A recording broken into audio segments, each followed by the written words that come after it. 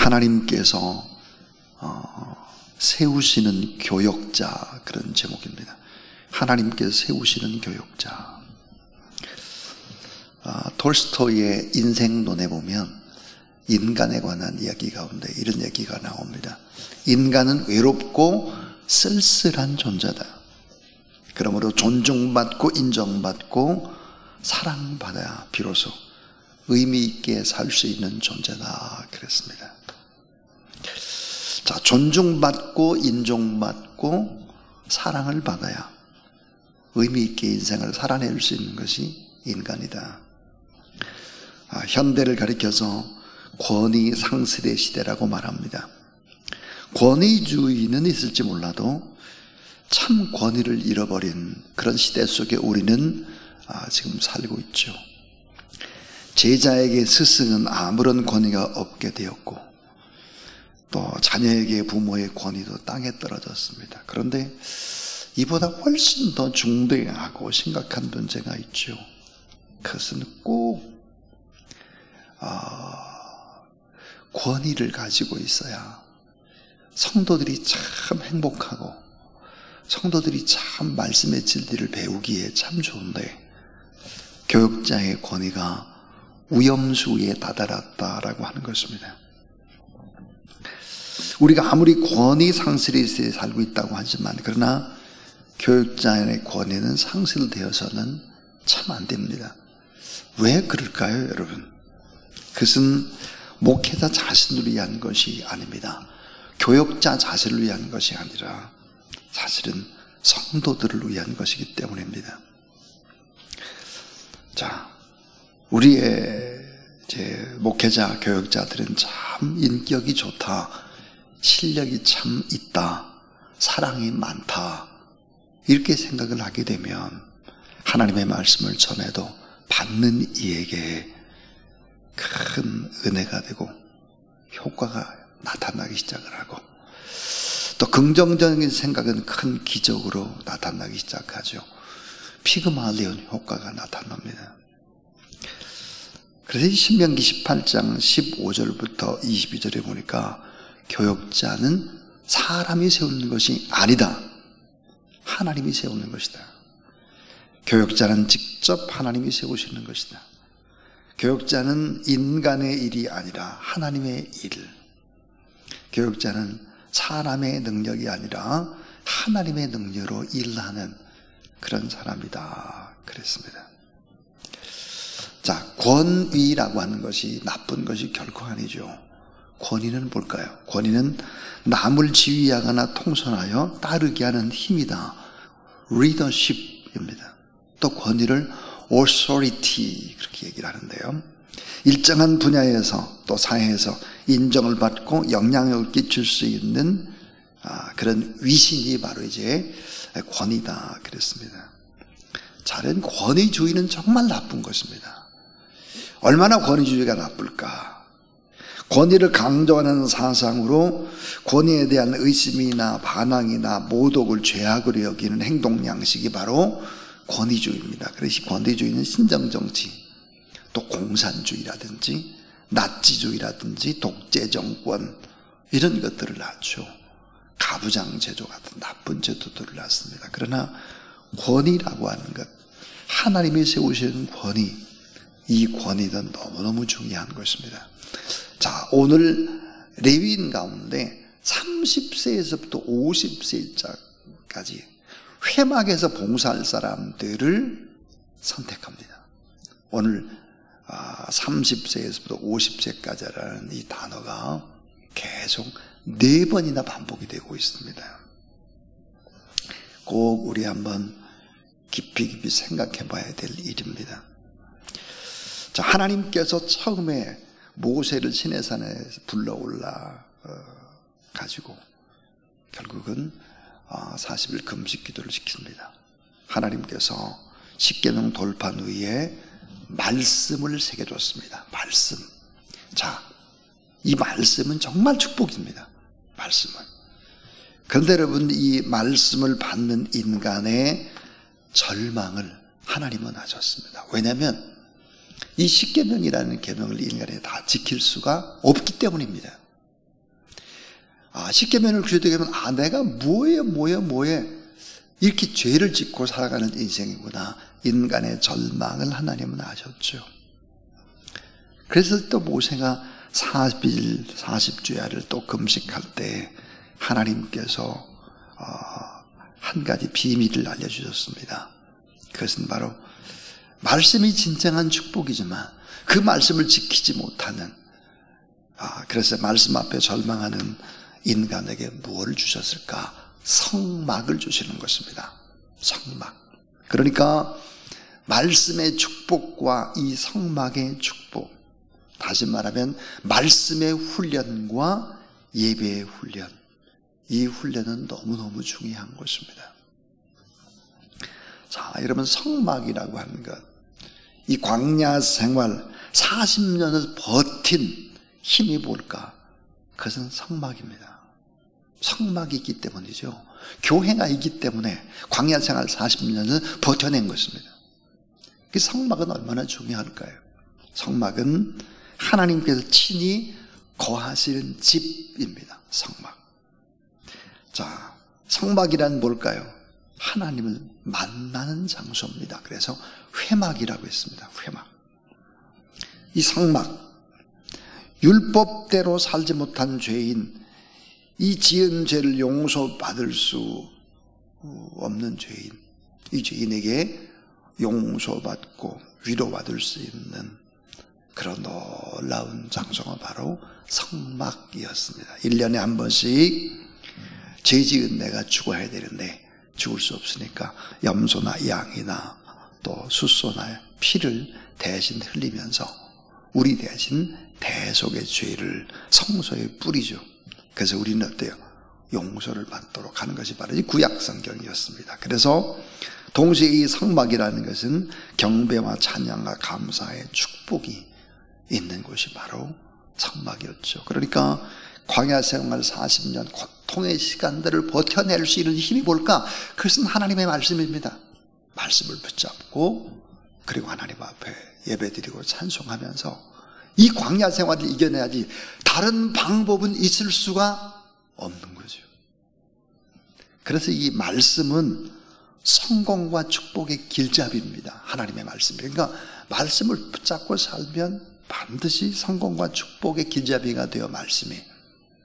그런데 여러분, 예배는 성공의 열매, 축복을 유지해주는 방법입니다.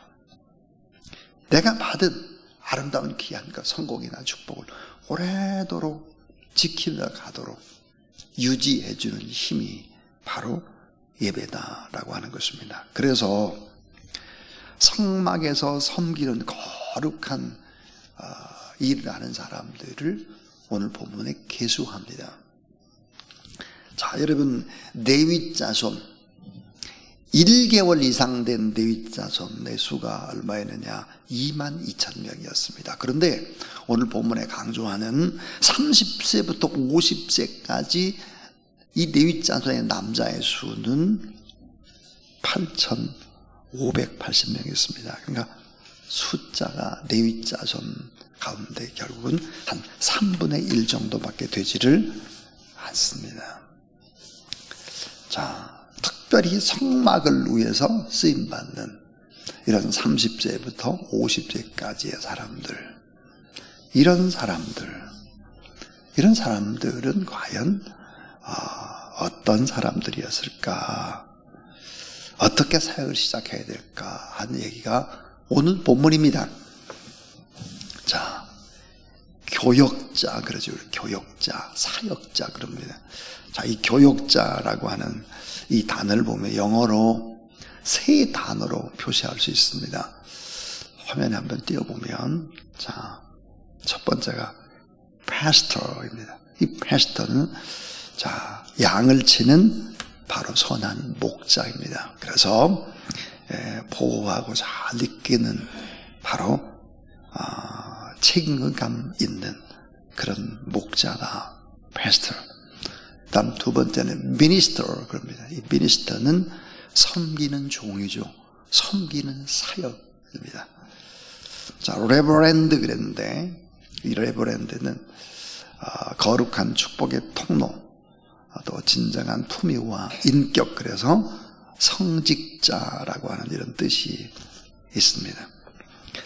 자, 하나님께서 세우신 레위 지파, 고핫 자손, 게르손 자손, 무라리 자손, 1개월 이상 된 사람은 22,000명, 30세에서 50세는 8,500명 정도 됐다 그랬어요. 자, 이 교역자들, 이런 사람들은 과연 누구일까 하는 것입니다. 오늘 자, 이 본문을 중심으로 이제 4가지를 생각해 보겠습니다. 이 4가지를 잘 한번 생각해 보면 하나님의 은혜가 됩니다. 자, 그 첫 번째입니다. 이 교육자는 영적으로 성숙한 나이에 사역을 시작하라 하는 것입니다. 영적으로 성숙한 나이에 사역을 시작하라. 오늘 성경에 보니까 30세에서 50세입니다. 여러분, 이게 구약의 시대입니다. 구약의 시대. 30세에서 50세. 그러니까 미성숙한 사람이 결국은 사역을 할 수가 없다 그랬습니다. 조금 우리 생각해 볼 것은 이 레위기에 보면, 또 민수기에 보면 군대 나갈 자는 20세 이상을 다 세몰하는데, 군대 나갈 자 12지파에서 몇 명이었는가? 60만 명이 넘었습니다. 60만 명.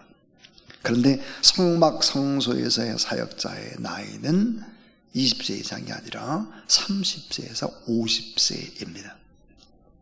오늘 말씀 속에서 레위 지파 가운데 30세에서 50세는 결국은 레위 지파 중에도 3분의 1밖에 되지 않았다 그렇습니다. 군대 갈 자 20세 이상이 60만이 넘기 때문에 만약에 오늘 계수된 30세에서 50세와 비교해 보면 70분의 1에 해당합니다. 70분의 1. 그러니까 영적으로 성숙된 나이에 사역을 시작해야 된다. 이게 첫 번째 교훈이고요. 두 번째 교훈은 극소수의 선택된 하나님의 사람이었다는 것입니다. 교역자는 극소수의 선택된 하나님의 사람이었다. 군대 가는 사람과 비교해 볼 때 70분의 1이었다. 레위 가족 선택받았다는 그 레위 자손 가운데도 3분의 1에 해당하는 사람이었다 그랬습니다. 자, 소수의 사역자들. 자, 레위 지파는 세 가문으로 되어 있지요. 그러니까 각자 사명이 달랐습니다. 그러나 동역자의 의식을 가지고 그리고 살아가야 되는 이 극소수의 사역자이기 때문에 어떤 생각을 가져야 되는가?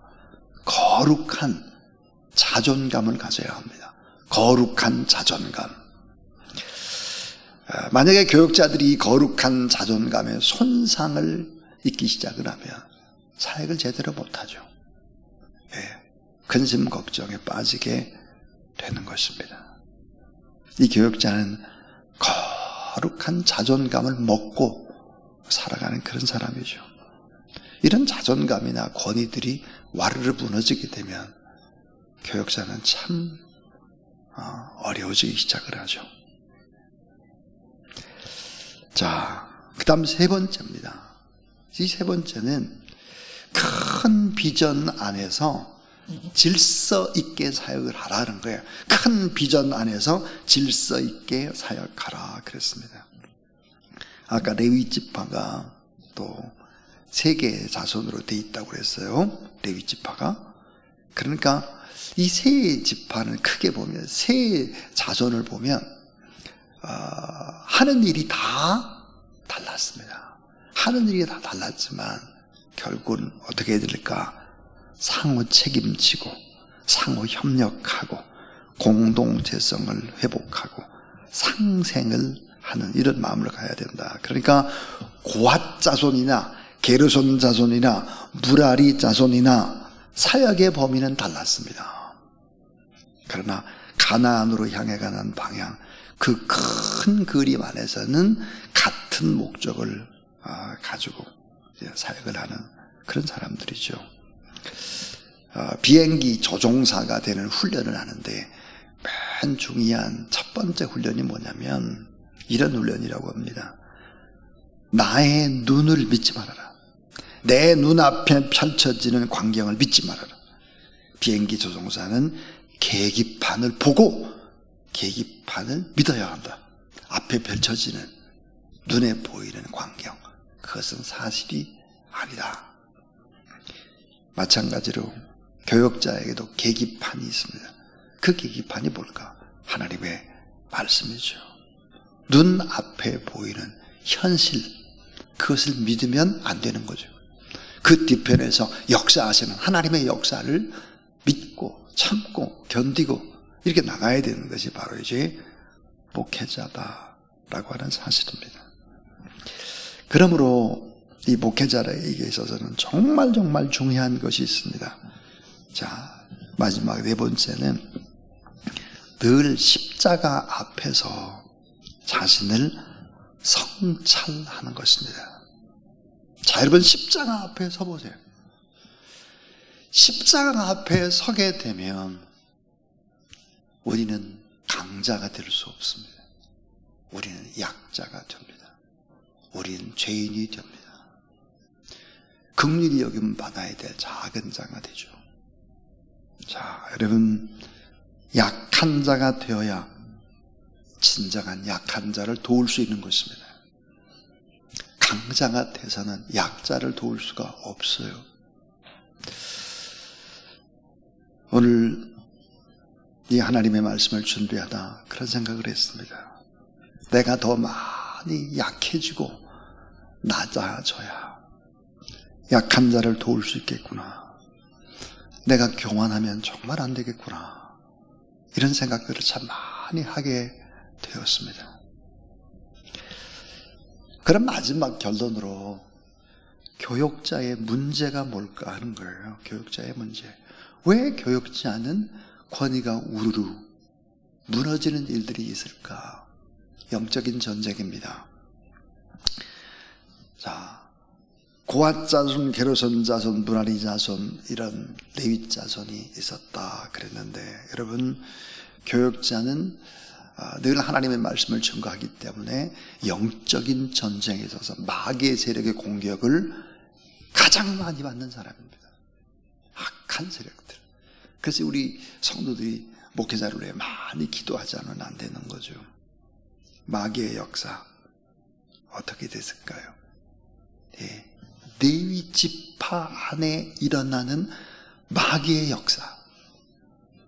그래서 나라와 민족을 흔들기도 하는 것입니다. 성경에 나와 있죠. 민수기 16장에 보면 여러분 이스라엘 백성들을 이끄는 모세, 이 모세라는 엄청난 리더십을 가진 지도자의 권위를 흠집내는 사람들이 누구였을까? 놀랍게도 레위 지파 사람이었습니다. 모세의 대적이 누구였을까? 고라입니다. 고라. 그러니까 모세를 잘 아는 사람들이었죠. 자, 같은 레위 지파 고앗, 게르손, 므라리 서로 시기하고 싸우고 업적주의, 경쟁주의 싸움 이런 싸움을 붙이는 것이 뭘까요? 마귀의 무서운 전략입니다. 이렇게 되면 결국은 교역자의 권위는 떨어지기 시작을 하는 것이죠. 왜 교역자의 권위가 떨어졌을까? 그것은 자명합니다. 이단의 세력들, 사단의 세력들, 자꾸 광화문파, 무슨 파 이런 데 자꾸 교역자들이 끼우적대기 시작을 하고 그렇게 하게 되면 교역자의 권위는 동시에 추락을 하게 되는 것입니다. 하나님의 말씀 앞에 겸손하고 온유하고 거룩한 순종, 권위 앞에 교역자 스스로가 순종하고 섬김과 헌신으로 소리 없이 많이 억울한 일이 있어도 공동체를 위해서 참아내고 열정과 우선순위를 꼭 지켜내고 이렇게 할 때 교역자에게는 축복이 주어집니다. 어떤 축복이 주어질까요? 마태복음 6장 33절입니다. 예수님께서 말씀하셨죠. 너희는 먼저 그의 나라와 그의 의를 구하라 그랬습니다. 먼저 그 나라와 그의 의가 뭐겠습니까? 하나님의 나라. 먼저 뭡니까? 교회를 위해서, 고통받는 이웃들을 위해서 먼저 그 나라와 그의 의를 구할 때 이 모든 것을 너에게 더하시리라 그랬습니다. 자, 오늘 참 이 강대상에서 하기 어려운 하나님께서 세우시는 교역자에 관한 이야기였습니다. 권위 필요하죠. 권위를 무너뜨리면 피해자는 누구일까요? 무너뜨린 사람입니다. 권위는 꼭 필요한 것입니다. 권위를 부여받은 사람은 권위자가 돼서는 안 되죠. 더 겸손히 섬기는 위치에 서야 할 것입니다. 그렇게 하게 되면 행복한 아름다운 하나님의 나라를 경험할 수 있습니다. 또 우리 교회 안에, 한국 교회 안에 이런 행복한 거룩한 역사들이 아름답게 이루어지기를 주의 이름으로 축원합니다. 449장입니다.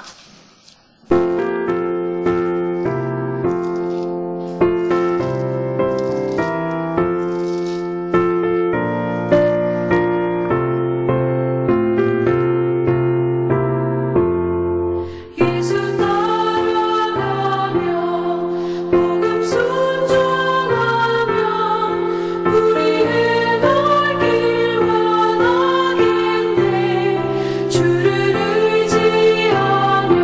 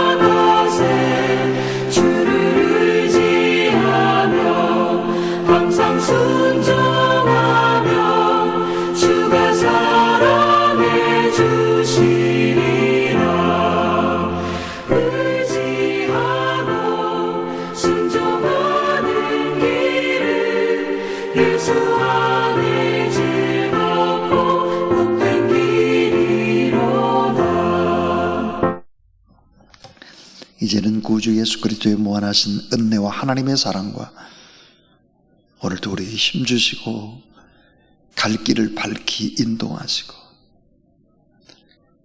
거룩한 하나님의 길을 온전히 갈 수 있는 그런 보혜사 성령 하나님의 역사하심이 오늘도 하나님 앞에 이 거룩한 전에 나와서 또 유튜브로 함께 예배드리는 모든 종들 머리 위에 나라와 민족, 특별히 산불 피해 지역에서 고통받는 많은 사람들, 선교지에 나가서 애쓰는 모든 분들 늘 함께 하시기를 간절히 축원하옵나이다.